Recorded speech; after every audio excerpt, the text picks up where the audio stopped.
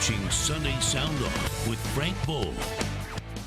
Welcome to Sunday Sound Off, where you get a chance to be part of the conversation on everything sports. Tweet us your questions and comments using the hashtag Sunday Sound Off. Let's introduce tonight's panel. Back from a wonderful vacation, Soren Petro from Sports Radio 810 WHB, as everybody chuckles. Well, Soren, welcome back. Yeah, good to be back. I'm not sure what all the chuckling's about. Wouldn't have anything to do with the conversation we had downstairs, would it, Frank? No, I don't think so. Absolutely not.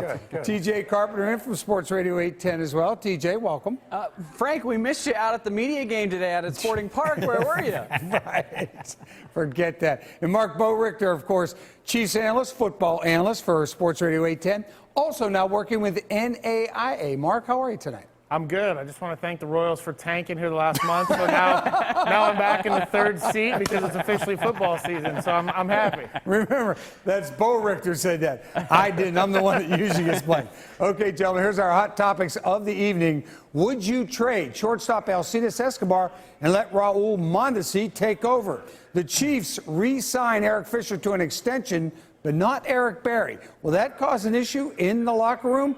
And what's the biggest question mark now moving ahead as the Chiefs are in training camp? But first tonight, it is our question of the week. Would you shut down Wade Davis for the season? Soren, welcome back. Yeah, well, good to be back. And unfortunately, the Royals haven't done much winning since I was last here. Look, Wade Davis, I think the biggest shame here is that opportunity was lost. If they were really considering trading him, which I don't know how serious they were based on some of the players they were asking for, but if they were serious, they should have got this deal done. I mean, I think it's really irrelevant right now. I said all along, when you start talking about that forearm, it's usually a precursor to Tommy John surgery. And if that's coming, they've lost a golden opportunity to get something for an asset that's been tremendous for them, but an asset that has a short shelf life.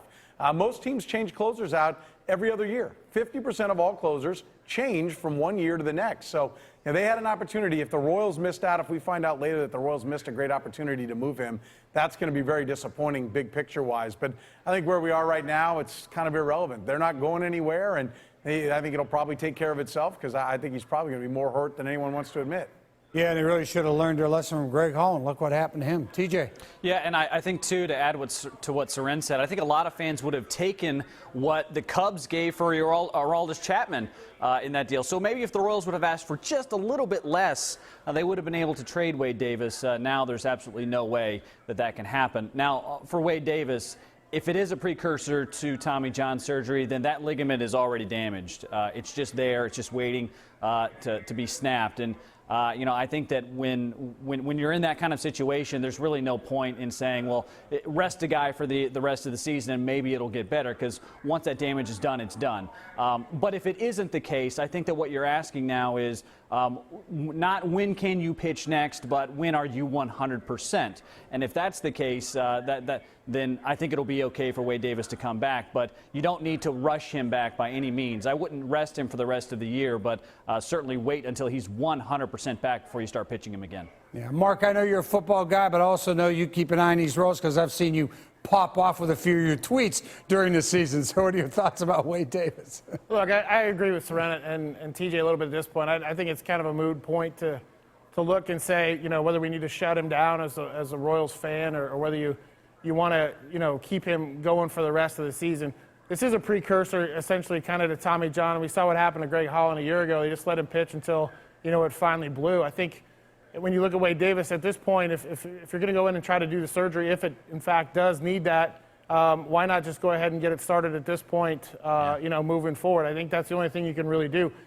Look, his impact on this team at this point is not going to matter the rest of the way, for the season, just based on where they are in the standings. It's essentially done at this point. So I don't think it really matters whether you truly shut him down for the season. The only way you do that, to me, is if it's really not a precursor to Tommy John, and he really just needs a rest going into next year. Yeah, and Frank, I'll say this one other thing. I think you almost have to throw him out there because it's a club option. It's not money that you have to pay him. You need to know he's sound. So I think you want to see him back on a mound and know what you got before you give him $10 million next year. $10 million you don't have to give him.